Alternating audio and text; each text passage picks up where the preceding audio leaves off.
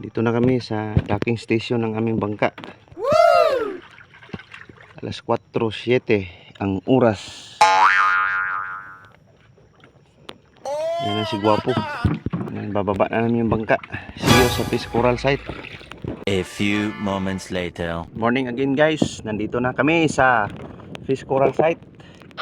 Kararating lang namin. Medyo may hangin na, habagat.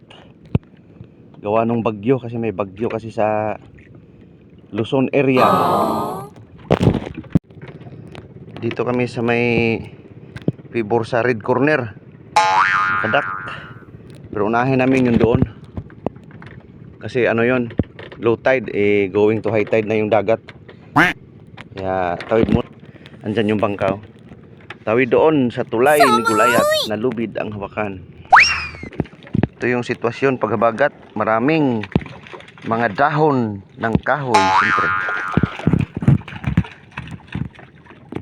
Yan, mga dahon ng mangrove, kanang pagatpat, at marami pang iba, yung lusay. Okay.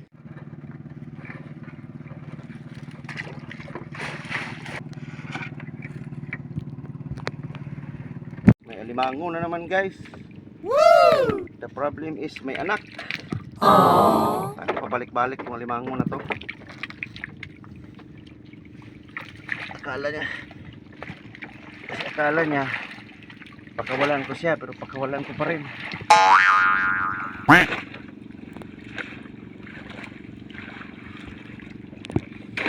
Pero po so may pusit-pusit.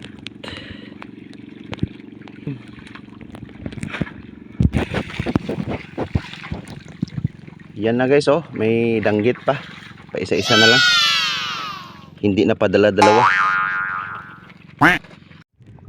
Nandito na ako sa high tide ng bulsa guys. Andun pa si Guwapo, nagtatali pa ng lubid. Tatawid din dito yan. Dito sa high tide na side ng bulsa. Kuha dito kahapon ng malaki-laking isda. 2.2 kilo yung badlon. Ayan na si Guwapo guys, patawid na. Oh no! Yung may flashlight oh, si Guwapo yan. May danggit pala sa ilalim, wala sa ibabaw. Uy, nanay ang duhaw doy. Kala ko guys walang isda, meron pala. Yan oh, meron pa pala danggit.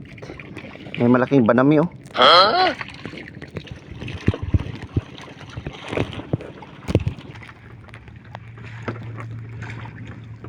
Nandakong empasayan. May hipon na malaki. Yan na guys oh, yan. Yun. Tsaka yan. Okay na guys. Tapos na kami. Sa ganap na alas 5 Gs, tapos na kami. Okay. Bye Bunsod, see you tomorrow. Salamat sa mga huli mo. Salamat Panginoong Hesus. Galing na sa bukid kasi habagat na. At may bagyo rin. Si Francisco ba yun? Sa Northern Luzon ang tama. Meanwhile, Nanapoy ang limango na bihod. Panimbuhian. Ano? Isug kayo. Yan na.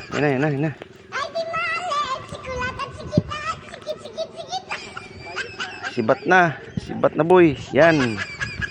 Oh, yan na siya. No? Wala na.